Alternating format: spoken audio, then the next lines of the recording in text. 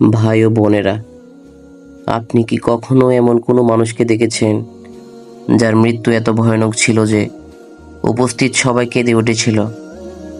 আজ আমি আপনাদের এমন এক বাস্তব ঘটনার কথা বলবো, যা কোরআন ও হাদিসের আলোকে আমাদের জানিয়ে দেয় পাপীর জীবন কেমন ভয়ঙ্কর পরিণতি ডেকে আনে। আল্লাহ তাআলা বলেন, প্রত্যেক প্রাণীকে মৃত্যুর স্বাদ গ্রহণ করতে হবে, কিন্তু এই মৃত্যু কি কারোর জন্য শান্তির, নাকি কারোর জন্য ভয়াবহ গজবের?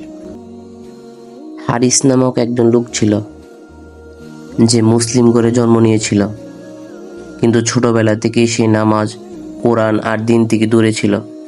তার জীবনের মূল উদ্দেশ্য ছিল ভোগবিলাস, গুনাহ এবং দুনিয়ার পিছনে ছোটা। সে মদ খেত, জুয়া খেলতো, নারীদের সঙ্গে হারাম সম্পর্ক করত। কেউ তাকে বলতো, ভাই, অন্তত আল্লাহকে ভয় করো, তুমি যে পাপ কাজগুলো করছো, কিয়ামতের দিন তো এগুলোর হিসেব দিতে হবে। সে হেসে বলতো, কিয়ামত বলতে তো কোনো কিছু নেই, দুনিয়াটাই বড় জিনিস। কিন্তু কোরআন কি বলে?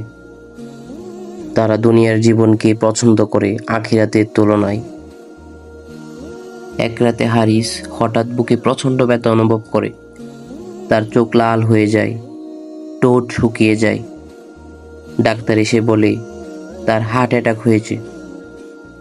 তখন হারিস কাঁপতে কাঁপতে বলে, মা, আগুন! কে আনলো আমার বিছানায়? কে আমাকে পুড়িয়ে দিচ্ছে? তার মা কান্না করে বলছে, বাবা, কালিমা পড়ো, লা ইলাহা ইল্লাল্লাহ, লা ইলাহা ইল্লাল্লাহ বলো। কিন্তু হারিস চিৎকার করে বলে, আমি পারছি না, আমি পারছি না, আমার জিহ্বা জমে গেছে, কেউ আমার মুখ বদ্ধ করে দিয়েছে। আল্লাহর রাসূল সাল্লাল্লাহু আলাইহি সাল্লাম বলেন, যার শেষ কথা হবে লা ইলাহা ইল্লাল্লাহ, সে জান্নাতে প্রবেশ করবে। কিন্তু হারিসের শেষ কথা কি ছিল? আমাকে আগুন থেকে বাঁচাও, আমাকে আগুন থেকে বাঁচাও। এরপর সে হঠাৎ এই কথা বলে মারা গেল, কালিমা ছাড়াই। তার জানাজায় অনেক মানুষ এলো। চারপাশে এক অদ্ভুত গন্ধ ছড়িয়ে পড়ে। কবর খোঁড়ার সময় মাটি যেন সরে যেতে চায় না। তাকে যখন কবরে রাখা হয়, কবর যেন থরথর করে কাঁপছে।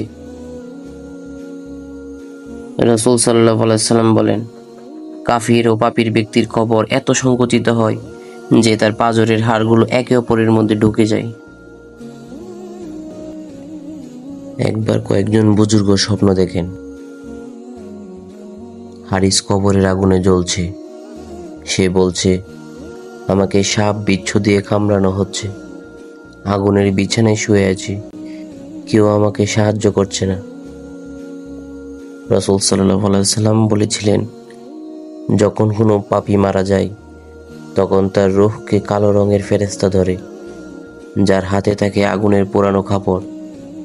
তখন সে চিৎকার করে, হায় আফসোস, হায় আফসোস। হারিসের মৃত্যুর পর তার পরিবারে দুর্যোগ নেমে আসে। ব্যবসা ধ্বংস, পরিবার বিচ্ছিন্ন, সন্তান বিপদে। আল্লাহ তাআলা বলেন, যে আমার স্মরণ থেকে মুখ ফিরিয়ে নেয়, তার জীবনে সংকীর্ণতা থাকবে। ভাই ও বোনেরা, এই ঘটনা আমাদের চোখ খুলে দেয়। আমরা কি ভাবছি না আমাদেরও একদিন এমন মৃত্যু হতে পারে? তখন যদি মুখে কালিমা না থাকে, যদি কবর আমাদের গ্রহণ না করে। আল্লাহ তাআলা বলেন, হে ইমানদারগণ, তোমরা আল্লাহকে ভয় করো এবং প্রত্যেকেই যেন আগামীকাল আখিরাতের জন্য প্রস্তুত হও। প্রিয় ভাই ও বোনেরা, এখনো দেরি হয়নি। আজ যদি আপনি তওবা করেন, আল্লাহ আপনাকে ক্ষমা করবেন। রাসূল সাল্লাল্লাহু আলাইহি সাল্লাম বলেন, যে ব্যক্তি তওবা করে সে যেন কোনো পাপ করেনি এমনই হয়। তাই চলুন একসাথে বলি, আল্লাহ, তুমি আমাদের গুনাহ ক্ষমা করো, আমাদের ঈমানের সাথে মৃত্যু দান করো। আমাদের কবরকে জান্নাতের বাগানে পরিণত করো। হে রব, আমরা যেন হারিসের মতো না হই, আমাদের হৃদয় নরম করে দাও।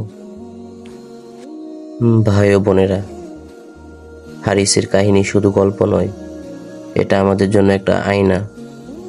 একদিন আমাদেরও জানাজা হবে, আমাদেরও কবরে শোয়ানো হবে। প্রশ্ন একটাই, আমরা কি প্রস্তুত? আল্লাহ আমাদের ইমানের সাথে মৃত্যু দান করো, আমাদের কবরে শান্তি দান করো, হারিসের মতো পরিণতি থেকে আমাদের হেফাজত করো। আমিন। এই ভিডিওটি যদি আপনার অন্তরে একটু কাঁপন তোলে, তাহলে একজন প্রিয় মানুষকে শেয়ার করে দিন। হতে পারে তার চোখ খুলে যাবে, তার জীবন বদলে যাবে। একটি শেয়ার, একটি দাওয়াত, একটি সাদকার সমান।